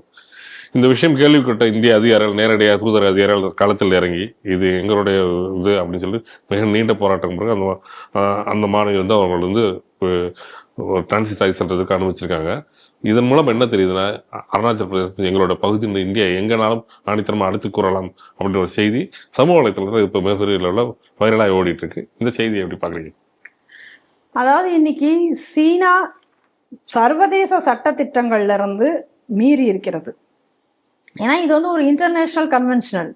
நீ எப்படி சொல்ல முடியும் ஒரு பாஸ்போர்ட் ஹோல்டரை நீ பார்த்துட்டு? அவர் முறையாக ஒரு பாஸ்போர்ட் ஹோல்டர் வச்சிருக்காரு, இந்திய பிரஜை. அருணாச்சல பிரதேஷ் எப்போ உங்களுடைய பகுதியானது? கொஞ்ச நாளைக்கு முன்னாடி ஏற்கனவே சீனா இந்த மாதிரியான விஷமத்தனமான ஒரு வேலைகள் எல்லாம் செஞ்சது. என்ன அப்படின்னு சொன்னா மேப் எல்லாம் வந்து வெளியிடுறது, சம்பந்தம் இல்லாம மேப் வெளியிட்டு அதை வந்து தங்க நாட்டோட சேர்த்துற மாதிரி காமிக்கிறது. இந்த ஒரு செயலை வந்து சரி, இப்ப கூட பாத்தீங்கன்னா கிரேட்டர் பங்களாதேஷ்னு பங்களாதேஷ் அதே வேலையை பார்த்தது. அது போல இந்த சீனா அடிக்கடி பண்ணும். அப்புறம் என்ன பண்றது, அங்கிருந்து கொண்டு சீனாவில இருந்து கொண்டு அருணாச்சல பிரதேசத்தினுடைய பகுதிகளுக்கு சீன பெயரை சூட்டுவது. அது கொஞ்ச நாளைக்கு முன்னாடி அந்த வேலையை பார்த்தது. இப்ப என்னடா அப்படின்னு சொன்னா, இங்க அருணாச்சல பிரதேஷ்ல இருந்து ஒருத்தன் இங்க இருந்து போனா நீ இந்த பிரச்சனையே கிடையாது அப்படின்னு சொல்லி இப்படி இந்த இன்னொரு வழியில இப்ப வந்து அதை ஆக்கிரமிக்கிறதுக்கு ஒரு ஏற்பாடு. அது இன்னைக்கு வந்து இந்த சீனா வந்து இது மாதிரி இது பண்ணியிருக்காங்க. இது வந்து உண்மையிலேயே இது வந்து மிகவும் கண்டிக்கப்படக்கூடிய விஷயம். இது வந்து சர்வதேச நாடுகளே இதில் வந்து இது கண்டிக்கணும். ஏன்னா ஒரு டிராவலர், இந்த ஒரு டிராவலரை நீங்க வந்து இவ்வளோ தூரம் நீங்க வந்து ஒரு டார்ச்சர் பண்ணியிருக்கீங்க. அப்ப இது வந்து ஒரு ஒரு ஹியூமனிசத்துக்கே எதிரான ஒரு விஷயத்த இன்னைக்கு நீங்க பண்ணியிருக்கீங்க. அப்ப இன்னைக்கு இங்க இருக்கக்கூடிய அந்த என்ன இப்ப யூஎன்ல இருக்கக்கூடிய அமைப்புகள்லாம் இப்ப இதுக்கு வந்து எதிராக கருத்து தெரிவிச்சாகணும். எப்படி இப்படி செய்ய முடியும்? ஒரு இன்டர்நேஷனல் கன்வென்ஷனையே நீங்க எப்படி மீற முடியும்? எப்படி அருணாச்சல் பிரதேஷ் வந்து சீனாவினுடைய பகுதியாக இருக்க முடியும்? எந்த அஃபீஷியல் எங்க சொல்லப்பட்டிருக்கிறது?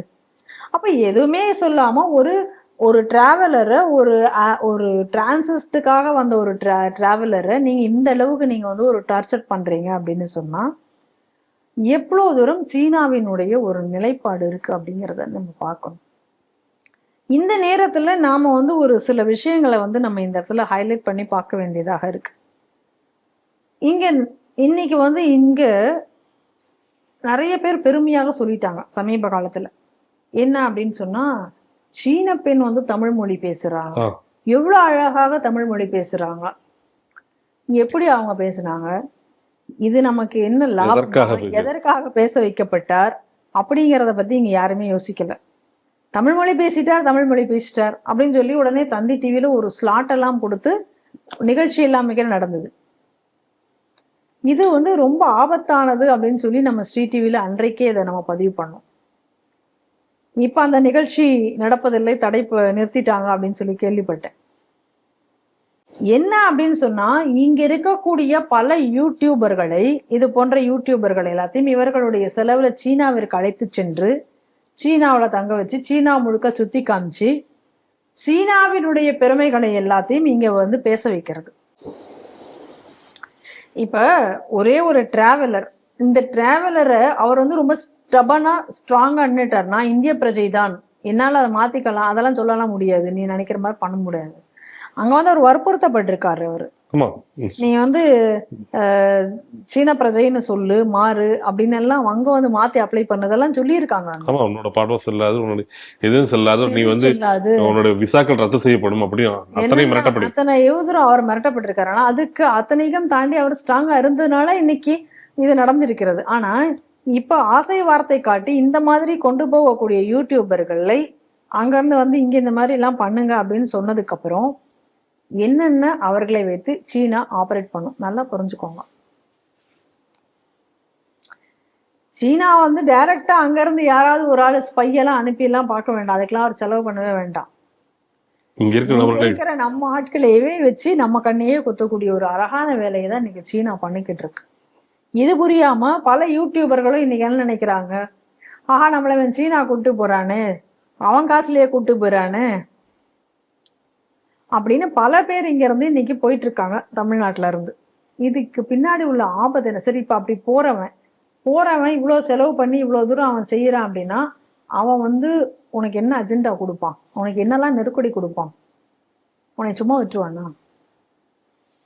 அதுக்கு உதாரணம் வந்து பாகிஸ்தான் பெண் உளவு பார்த்த கதை. அதே கதை தான் இப்ப இந்த சீனாவும் இன்றைக்கு. அது கூட சீனாவினோட ஐடியால பாகிஸ்தான் செய்திருக்கலாம். ஆனா பாகிஸ்தானுக்கு சொந்தமா இந்த மாதிரி மூளை இருக்கும் தெரியாது.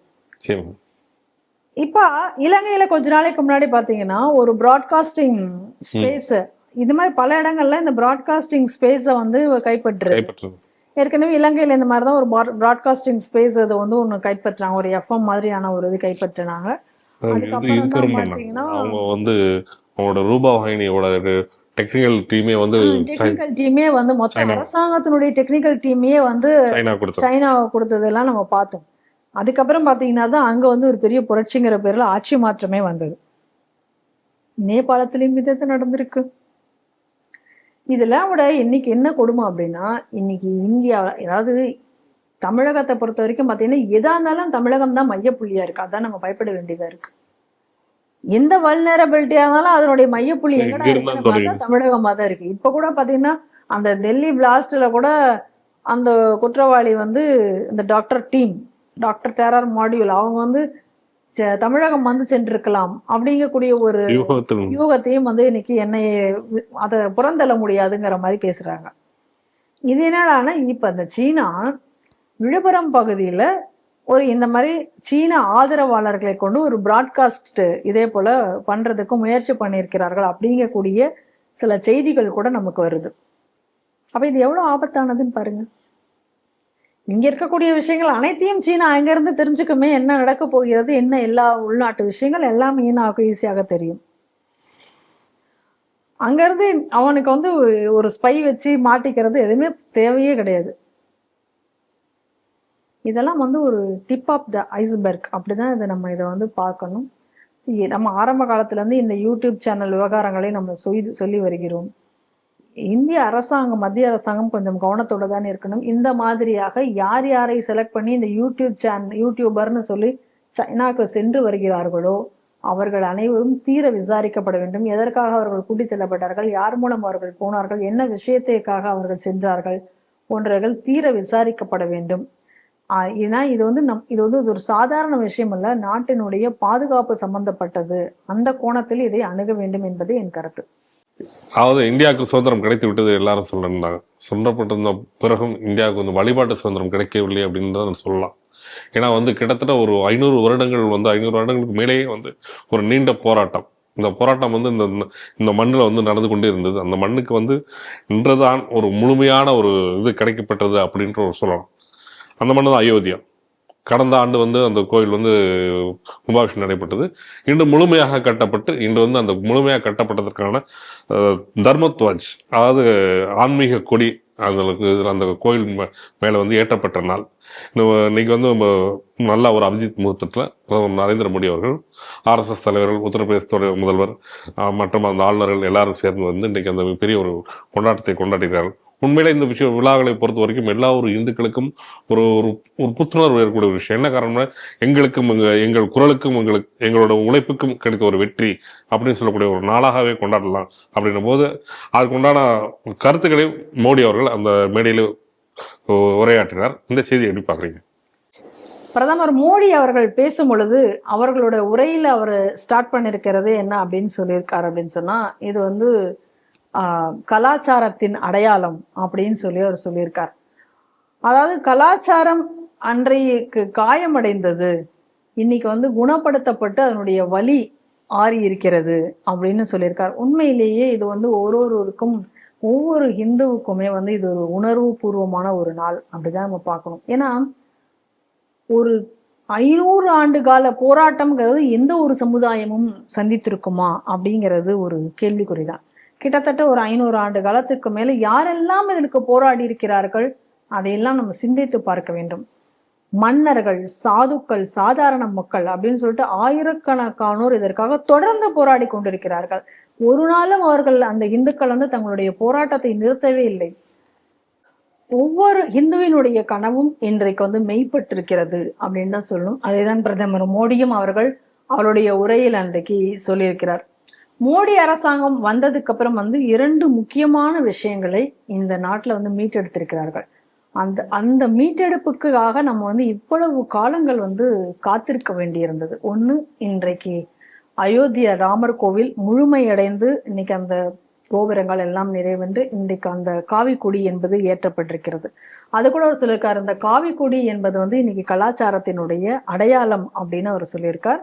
அதுல வந்து ராமரனுடைய சூரிய குலமான அவர்களுடைய அந்த சூரிய சின்னமும், அதுல வந்து அந்த ஓம் என்ற அந்த வார்த்தைகள், அதுக்கப்புறம் அந்த ஒரு மந்தாரை அந்த செடியும் அதுல வந்து அந்த இதுல வந்து பொறிக்கப்பட்டிருக்கிறது அந்த கொடியில், அதை நம்ம பார்க்கிறோம்.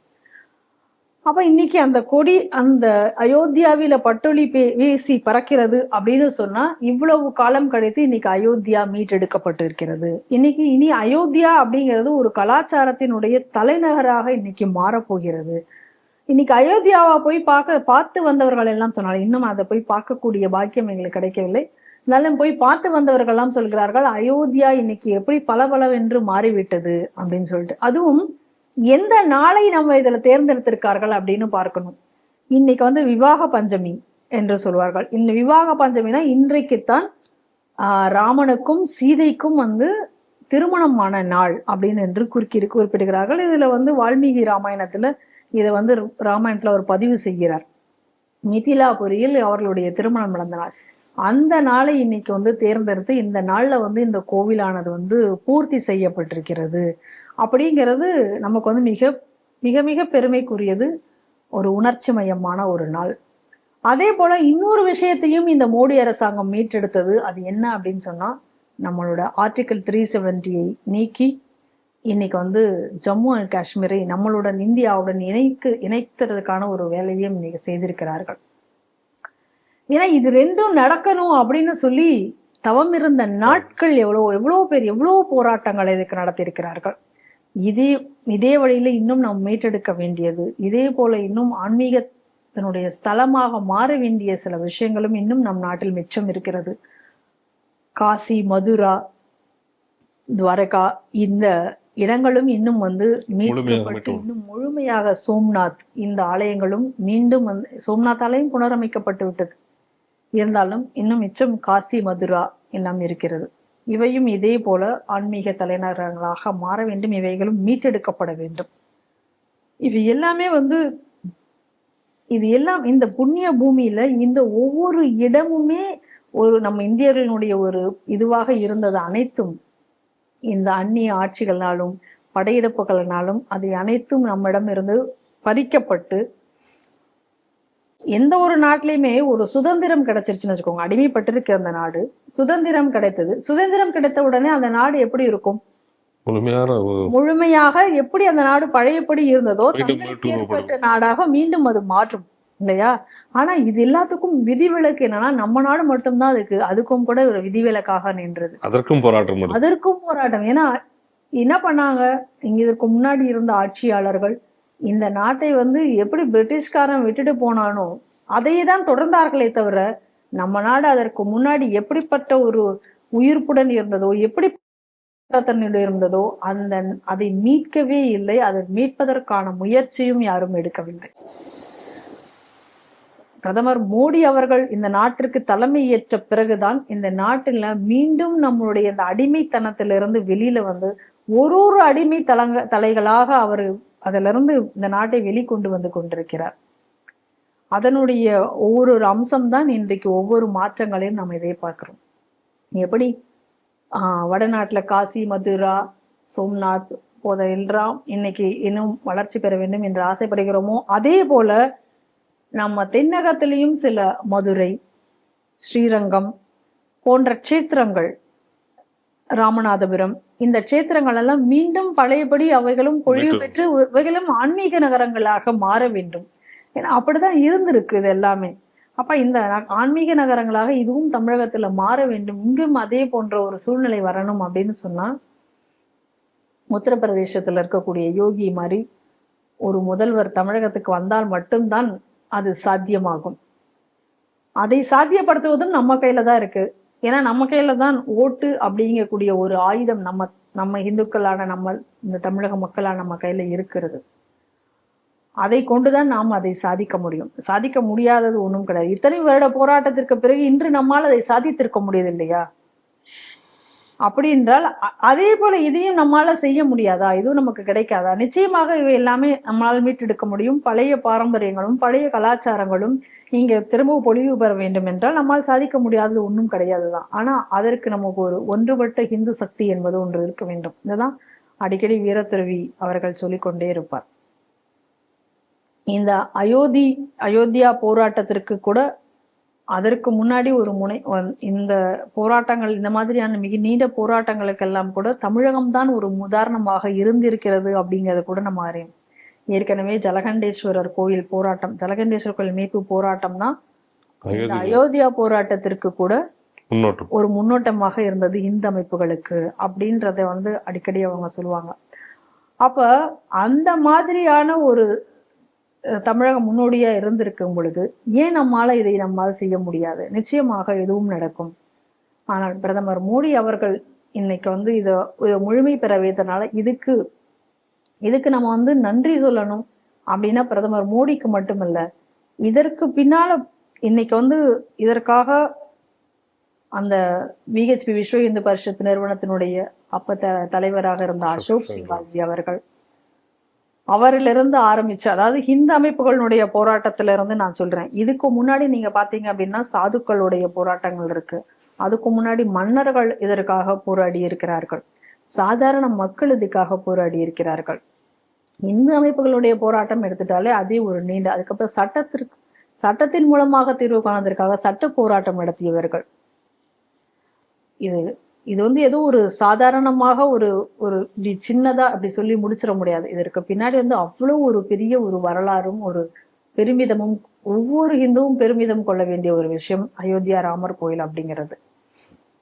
ஸ்ரீ டிவில ஏற்கனவே RBVS மணியன்ஜி அவர்களால் இந்த அயோத்தியாவினுடைய மொத்த போராட்ட வரலாறையும் அவர் சொன்ன வீடியோக்கள் இருக்கின்றன. இந்த தருணத்துல எல்லாரும் அந்த வீடியோவை ஒரு முறை நீங்கள் மீண்டும் கேட்டால், ஏன்னா இன்னைக்கு இருக்கக்கூடிய பல பேருக்கு வந்து இந்த அயோத்தியா போராட்டம் என்பது தெரிவதற்கான வாய்ப்பில்லை.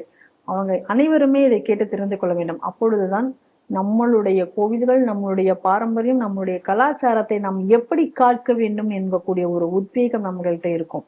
ஏதோ நாம வந்து நம்ம எப்படி சித்தரிக்கப்பட்டிருக்கோம் அப்படின்னு சொன்னா, நாம ஏதோ எல்லாத்திலிருந்தும் எல்லா அந்நியர்களிடமிருந்தும் நம்ம தோல்வி அடைந்தவர்கள், நம்மளை வந்து அடிமைப்படுத்தி வச்சிருந்தாங்க, நம்ம எல்லாம் ஒரு சாதாரண அடிமைகள் அப்படிங்கக்கூடிய எண்ணம் நம் மனதில் வந்து ஆழ பதிய வைக்கப்பட்டுள்ளது. நிச்சயமாக அப்படி கிடையாது இல்லை. நாம் அனைவருமே ஒரு மிகப்பெரிய ஒரு போராட்ட குணம் படைத்தவர்கள். எல்லா இடத்திலும் போராடி வெற்றி தான் பெற்றிருக்க முடியும். எங்கேயும் நம்ம தோல்வி அடைந்ததாக நம்முடைய சரித்திரம் கிடையாது. அதற்காக அதே நேரத்துல நம்ம யாரையும் போய் அத்துமீறி தாக்கி ஆக்கிரமித்ததும் கிடையாது. நம்ம ஆக்கிரமிப்பாளர்களும் நாம் கிடையாது. இதையெல்லாம் நம்ம தெரிந்து கொள்ளணும்னா நம்மளுடைய பழைய வரலாறுகளை நாம் தெரிந்தால் மட்டும்தான் நம்ம இந்த ஒவ்வொரு விஷயத்திலும் நம்மால் பெருமிதம் கொள்ள முடியும். அதனால அந்த வீடியோக்களை மீண்டும் ஒரு முறை கேட்டு பாருங்கள். அதாவது முஸ்லீம்களோட ஒரு பெண்களின் உடையா இருக்கிறது புர்கா. இந்த புர்கா வந்து ஒரு சில விஷயங்களை பொறுத்த வரைக்கும் ஒவ்வொரு நாளும் தடை செய்யப்படுது. என்ன காரணத்துக்காக தடை செய்யப்படுதுன்னா ஐடென்டிஃபிகேஷன்ஸ். யாருன்றது ஐடென்டிஃபிகேஷன் கண்டுபிடிக்க முடியாது. இதனால என்ன ஆகும்னா பாதுகாப்பு குறைபாடு ஏற்படும் அப்படின்னு சொல்லிட்டு எல்லா நாடுகளும் வந்து சில இடங்களில் தடை செய்யப்படுது. இந்த தடை வேண்டும் அப்படின்னு சொல்லிட்டு ஆஸ்திரேலிய செனட்டர் இருக்கிற பாலின் ஹான்சன்ஸ் அந்த MP வந்து அவங்க கேட்டிருக்காங்க, புர்காவுக்கு பொது இடங்களில் தடை விதிக்கப்பட வேண்டும், இதனால் பாதுகாப்பு குறைபாடு. அப்படி இருக்க போகும்போது அங்கே இருக்க சில இடதுசாரிகள் சிந்தனை உள்ளவர்கள் மற்றும் வலதுசாரிக்கு மாற்றாக இருக்கவர்கள் எல்லாரும் எதிர்ப்பு தெரிவித்திருக்கார்கள். இந்த எதிர்ப்பு தெரிவித்தனால என்ன பண்ணா, அந்த புர்காவுக்கு தடை விதிக்கக்கூடிய மசோதா தாக்கல் செய்யப்படவில்லை. இதற்கு அவர் எந்த வழியில போராடலாம் அப்படின்னு நினைக்கப்படும் தானே என்ன பண்ணுங்க, அந்த புர்கா அணிந்து அந்த செனட்டர் ஹாலுக்குள்ள வந்திருக்கான். இந்த புர்கா அணிந்து வந்து அந்த செனட்டர் சபைகள் வந்தனால வந்து எல்லாரும் வந்து அது வந்து ஒரு விமர்சனத்துக்கு உட்பட்டு இருக்கிறார்கள். ஏனும் அவர் வந்து புர்காவுக்கு எதிராக கண்டனத்தை தெரிவிப்பதற்காக இந்த செயல் செய்ததாக அவர் சொல்கிறார். இந்த செய்தி எடுப்பாங்க. அதாவது அவர் வந்து உடனே செனட்டுக்குள்ளார வந்து அந்த புர்காவை அணிந்து கொண்டு வந்துட்டு நான் யாருன்னு சொல்லுங்க அப்படிங்கிற மாதிரி ஒரு கேள்வி கேட்டிருக்கார். அதோட அவர் வந்து ஒரு 3 விஷயத்த சொல்லியிருக்கார். இப்ப யாருன்னு என்ன நீங்க கண்டுபிடிக்க முடியல அப்படிங்கும் பொழுது இது பாதுகாப்பு குறைபாடா இல்லையா ஒரு கேள்வி. 2வது ஒரு ஐடென்டிட்டி, நான் ஒரு பெண்ணான நான் என்னோட ஐடென்டிட்டியை எக்ஸ்பிரஸ் பண்ண முடியல, அதுக்கான சுதந்திரம் எனக்கு இல்லை அப்படின்னு சொன்னா இது என்னுடைய பெண் உரிமையை இது பறிக்கிறதா இல்லையா. 3வது இந்த மாதிரியான ஒரு முகத்தை முழுவதுமாக மறைத்து எதுவுமே தெரியாம இருக்கலாம், இது ஒரு மோசடிக்கு வழிவகுக்குமா இல்லையா, இதனாலதான் இதை தடை செய்ய சொல்கிறேன் அப்படிங்கிற மாதிரி அவர் கேட்டிருக்காரு. ஆனால் அவரை வந்து செனட்டை வந்து சஸ்பெண்ட் பண்ணியிருக்காங்க. இது ஏன்னா அவங்க கல்ட்ட சொல்லியிருக்காங்க, ஒரு முடியாது என்று மறுத்ததுனால அந்த செனட்ல இருந்து அவரை வந்து சஸ்பெண்ட் பண்ணியிருக்காங்க. இப்ப பாருங்களேன், இது அப்படியே நம்ம ஊரோட பொறுத்து, இது இன்னைக்கு ஆஸ்திரேலியால நடந்திருக்கு. இதை நம்ம ஊரோட பொருத்தி பாருங்க. இந்த ஐடென்டிஃபிகேஷன் இப்போ எலெக்ஷன் நடக்குது, நம்ம தமிழகத்தில் நடந்தது. ஆமா, எலெக்ஷன் நடக்குது. அங்க இருக்கக்கூடிய பூத் ஏஜென்ட் அவருக்கு ஐடென்டிஃபிகேஷனுக்கு கேட்கறதுக்கு உரிமை இருக்கா இல்லையா? இப்ப வெவ்வேறு கட்சியை சார்ந்த ஒரு ஆள் உட்கார்ந்துருக்கிறது, எதுக்கு அவங்க இருக்கிறது, எதுக்காக வரவங்க கரெக்டா அந்த ஓட்டு தான் காஸ்ட் பண்றாங்களா அப்படின்னு பாக்குறதுக்கு தான் அவங்களே இருக்காங்க. அப்படிங்கும் பொழுது உன் பேர்ல நீ உன் மேல எனக்கு ஒரு சந்தேகம் வருது அப்படின்னா நான் நிறுத்தி கேள்வி கேட்க எனக்கு உரிமை இருக்கா இல்லையா? அந்த உரிமையை தானே நீங்க ஒரு பூத் லெவல் ஏஜென்ட்டுக்கு நீங்க கொடுக்குறீங்க. அப்ப அந்த BLA அதை கேட்கறதுல என்ன தப்பு இருக்கு? நீ ஃபுல்லா மூடிட்டு வந்தா யார் வேணா வந்திருக்கலாமே, எப்படி தெரியும் யாருன்றது? சரி, ஓட்டர் ஐடி நீ கிரியேட் பண்ணும்போது உன் ஃபேஸை காமிச்சது தானே ஓட்டர் ஐடி நீ கொடுக்குற. அதே ஃபேஸை காட்டினா தான். அதே ஃபேஸையே நீங்க காட்டக்கூடாது. சரி, நீ பாஸ்போர்ட் எடுத்துட்டு சவுதிக்கு போற, சவுதி ஏர்போர்ட்ல ஏமா நீ உன் ஃபேஸ் ஐடென்டிஃபிகேஷன் வேணும் அப்படின்னு கேட்டா நீ உன் புர்கா உன் ஃபேஸ் ஐடென்டிஃபிகேஷன் காமிக்காம உன்னை உள்ள விடுவானா ஏர்போர்ட்ல? அப்ப இந்த ஃபேஸ் ஐடென்டிஃபிகேஷன் காமி அப்படின்னு சொன்னதற்காக அவர் அன்னைக்கு வந்து தண்டிக்கப்பட்டார். இந்த திமுக அரசு அது தண்டிக்க, திமுக அரசு அவர் மேல வழக்கு தொடர்ந்தது. அவர் வந்து ஜெயிலுக்கு அனுப்பப்பட்டார். இப்ப இங்க பாருங்க, அதைதான் இப்ப அவரும் அங்க சொல்றாரு. அப்ப இது எவ்வளவு ஒரு பிரச்சனையா இருக்கு. அப்ப இத வந்து இவங்களுக்கு என்ன, அங்கேயும் எதிர்க்கிறது யாருன்னா அங்க இருக்கக்கூடிய துலுக்க செனட்டர்ஸ் எல்லாம் வந்து எதிர்த்திருக்காங்க, இது முடியாது அப்படின்னு சொல்லிட்டு. இது வந்து உடனே ரேசிசம் அப்படின்னு எல்லாம், ரேசிஸ்ட் யூஆர் ரேசிஸ்ட் அப்படின்னு எல்லாம் கத்திருக்காங்க. அப்ப துலுக்க அப்படின்னு சொன்னியாச்சுன்னா எந்த நாடா இருந்தாலும் அந்த நாட்டினுடைய சட்டத்துக்கு நாங்க கட்டுப்படக்கூடாது. நாங்க எதேச்சதிகாரமா நாங்க எங்களோட இஷ்டத்துக்கு நாங்க இருக்கணும்.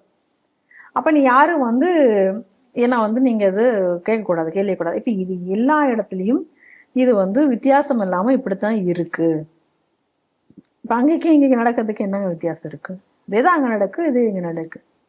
இப்ப அங்கேயும் இதே மாதிரி வந்து அவங்க கேள்வி கேட்டிருக்காங்க. சரி, இப்போ வந்து நம்ம தமிழகத்துல இந்த பெண் உரிமை பத்தி எல்லாம் நிறைய பேர் பேசுவாங்க. இப்ப இந்த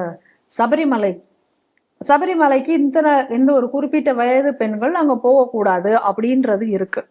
அப்படின்னு உடனே என்ன பண்ணாங்க, அதெல்லாம் வந்து பெண் உரிமை பாதிக்கப்படுகிறது, சனீஸ்வர் கோயில வந்து உள்ள பெண்களை விட மாட்டாங்க, அது பெண் உரிமையை பாதிக்கப்படுகிறது அப்படின்னெல்லாம் இங்க அதுக்கெல்லாம் கேஸ் எல்லாம் போட்டாங்க. அதுக்கான பெரிய பெரிய போராட்டங்கள்ல இந்த கேரளாவில் நடத்தி அங்க அதாவது சட்டத்தை மீறி அதெல்லாம் வந்து அனுப்புறதுக்கு கேரளா அரசுமே கூட அதுக்கு பின்னாடில இருந்து உதவி பண்ணதெல்லாம் நம்ம பாக்குறோம். இப்ப நம்ம கேள்வி என்னன்னா, இப்ப அந்த அம்மா கேக்குது இல்ல, என்னன்னா எக்ஸ்பிரஸ் பண்ணிக்க முடியாது, என்ன நான் அடைச்சி வச்சு என்ன நான் வெளியில காமிச்சு கொள்ள முடியாம நான் வந்து ஒரு இதுக்குள்ளார கட்டுப்பட்டு இருக்க வேண்டிய சூழ்நிலையை இந்த புர்கா எனக்கு ஏற்படுத்துது. அப்ப பெண் உரிமை பாதிக்கப்படுதுன்னு அப்ப சொல்லுது. அப்ப இந்த பெண் உரிமைக்காக ஏன் இங்க யாருமே போராடல? இப்ப இங்க எல்லாரும் போராடணுமா வேண்டாமா? கனிமொழி இப்ப பேசியிருக்கணுமா வேணாமா? ஏன்னா கனிமொழி எல்லாம் இப்ப இந்த சபரிமலைக்கெல்லாம் பேசினாங்கல்ல, போராளிகள்லாம் இப்ப பல பேர் போராளிகள்லாம் இவங்கெல்லாம் இங்க இருந்து அமுச்சு விட்டாங்கல்ல. இப்ப அந்த போராளிகள்லாம் இப்ப இதுக்காக போராடி இருக்கணுமா வேண்டாமா? நேரா போய் இத எல்லாருமே போடாதீங்க அப்படின்னு சொல்லி போராடி இருக்கணுமா வேண்டாமா? அப்ப அட்லீஸ்ட் வந்து அங்க வந்து ஒரு எம்பி, அந்த ஒரு பெண் எம்பி தைரியமாக இதை வந்து குரல் கொடுத்திருக்காங்க எதிர்த்து. இங்க யாராவது இந்த ஒரே ஒரு பள்ளிக்கூடத்துல வந்து இதே ஒரு இது எல்லாமே பாருங்க எப்படி நடக்குது அப்படின்னு சொல்லிட்டு. கர்நாடகால இந்த ஹிஜாப் வச்சு எவ்வளவு பெரிய பிரச்சனை நடத்தினாங்க, இதே ஹிஜாப் வச்சு கேரளால எவ்வளவு பெரிய பிரச்சனை நடந்தது. அப்ப இன்னைக்கு இது எதுவும் நம்ம நாட்டுல மட்டும் கிடையாது, இது உலகம் முழுவதுமே இது வந்து இன்றைக்கு வந்து ஒரு பிரச்சனையாக இன்னைக்கு வந்து இதை கொண்டு இருக்கிறார்கள்.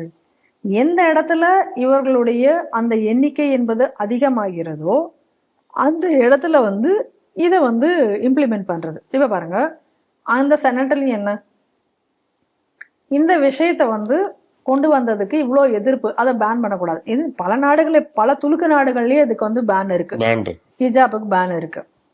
அப்படிங்கும் பொழுது இவங்க வந்து ரைட்லி பாயிண்ட் அவுட், என்ன பாயிண்ட் அவுட் பண்றாங்க, இது வந்து செக்யூரிட்டி இஷ்யூ இருக்கு அப்படின்னு சொல்லி அவங்க பாயிண்ட் அவுட் பண்றாங்க. அப்படி பாயிண்ட் அவுட் பண்ணதுக்கு அப்புறமும் கூட இது அங்குள்ள செனட்லயும் இதே போல எதிர்க்கிறாங்க. ஏன்னா அங்குள்ள துலுக்கன் வந்து அதிகமாக இருக்கலாம், அந்த துலுக்க அரசியலுக்காக இப்ப அங்கேயும் இது வந்து எதிர்க்கப்படுகிறது. இங்கேயும் பாருங்க, இப்ப தமிழகத்துல கேரளாலேயோ கர்நாடகாலேயோ இதுக்கான இந்த ஹிஜாப்பை தடை கொண்டு வரணும்னா கொண்டு வருவாங்களா? ஹிஜாப்பை விட்டுருங்க, சாதாரணமா ஒரு இல்லீகலா கட்டிருக்கிற ஒரு மாஸ்க் வந்து கோர்ட் ரிமூவ் பண்ணுன்னு சொன்னாலே அவங்க இது பண்ண மாட்டேன்றாங்க. காரணம் என்ன? அவங்களுடைய ஓட்டுக்காகவும் அவங்களுடைய அந்த இதுக்காகவும். அப்ப ஓவராலா நீங்க செக்யூலர் அப்படின்னு பேசுறதோ இல்ல ஒரு டெமோக்ரஸி அப்படின்னு சொல்றதோ கிடையவே கிடையாது அப்படிங்கிறது ரொம்ப தெளிவாக தெரிகிறது. அது எந்த இடமாக இருந்தாலும் அதுதான். இப்ப ஆஸ்திரேலியாலையும் பாருங்க, இப்ப அதிக அளவுல வந்து இந்து கோயில்கள் தாக்கப்படுகிறது, அதெல்லாம் இப்ப வருது. அந்த இந்து கோயில்களை தாக்குனது யாருன்னு பார்த்தாச்சுன்னா காலிஸ்தான் அப்படின்னு சொல்றாங்க. காலிஸ்தான் பிரிவினைவாதிகளுக்கு பின்னாடி இருந்து இவர்களுடைய ஒரு நெக்ஸஸ் இருக்கு அப்படிங்கிறது இன்னைக்கு வெளியில வருது. அப்ப தெளிவாக நம்ம வந்து அப்புறம் இப்ப அங்க நடத்தினாங்க இந்திய எதிர்ப்பு ஊர்வலம் நடத்தினாங்க. அந்த இந்திய எதிர்ப்பு ஊர்வலத்துக்கு பின்னாடி இருந்தது யாரு? அப்ப இதே இந்த அமைப்புகள்லாம் தான் அங்க இந்திய எதிர்ப்பு ஊர்வலம்லாம் நடத்தினாங்க. அப்ப இதுல இருந்து நல்ல தெளிவா தெரிகிறது, எப்படிப்பட்ட ஒரு மனநிலையை வந்து இவர்கள் வந்து எல்லா இடத்துலையும் வந்து உருவாக்குகிறார்கள் அப்படின்றத நீங்க பாருங்க. இப்ப மம்தானி தேர்தலில் ஜெயிச்ச உடனே வந்த மாற்றங்கள், லண்டன் மேயர் ஆன உடனே அங்க நடந்த அந்த மாற்றங்கள், இது எல்லாத்தையும் நம்ம வந்து கூர்ந்து பார்த்தோம் அப்படின்னு சொன்னா, இன்னைக்கு யாரெல்லாம் இந்த மதச்சார்பின்மை அப்படின்னு பேசுறாங்களோ அங்கெல்லாம் தான் இது வந்து ரொம்ப அதிக அளவுல இருந்துட்டு இருக்கு. அப்ப மதச்சார்பின்மை அப்படிங்கிறது இன்னைக்கு வந்து ஒரு கேலி கூத்தான விஷயமாகத்தான் இன்றைக்கு போய்கொண்டிருக்கிறது. மொத்தத்துல இன்னைக்கு வந்து எங்க வந்து இந்த துருக்க பாப்புலேஷன் இந்த இதுங்கிறத அதிகரிக்கிறதோ, இது வந்து நாடு முழுக்க இருக்கக்கூடிய ஒரே ரூல். எந்த இடத்துல எல்லாம் அவங்களுடைய பாப்புலேஷன்ங்கிறது ஒரு இடத்துல கன்சாலிடேட் ஆகி அந்த இடத்துல அதிகரிக்கிறது அப்படின்னு சொன்னா அங்க அவங்களுடைய கைதான் ஓங்கி இருக்கும். அப்ப அந்த அவங்க கை ஓங்கி இருக்கக்கூடிய ஒரு இடத்துல வந்து அரசியல்வாதிகளும் அவர்களுக்கு ஆதரவாகத்தான் இருப்பார்களே தவிர நியாயத்தின் பக்கம் இருக்க மாட்டார்கள். அதனால மதச்சார்பின்மை என்பது ஒரு கேலி கூத்து என்பது மீண்டும் ஒரு முறை நிரூபணமாயிருக்கிறது. நன்றி மேடம். நன்றி. இத்துடன் செய்திகள் சிந்த நிகழ்ச்சி நிறைவடைகிறது. மீண்டும் அடுத்த ஒரு நிகழ்ச்சியில் சந்திப்போம். நன்றி, வணக்கம், ஜெய்ஹிந்த். ஜெய்ஹிந்த்.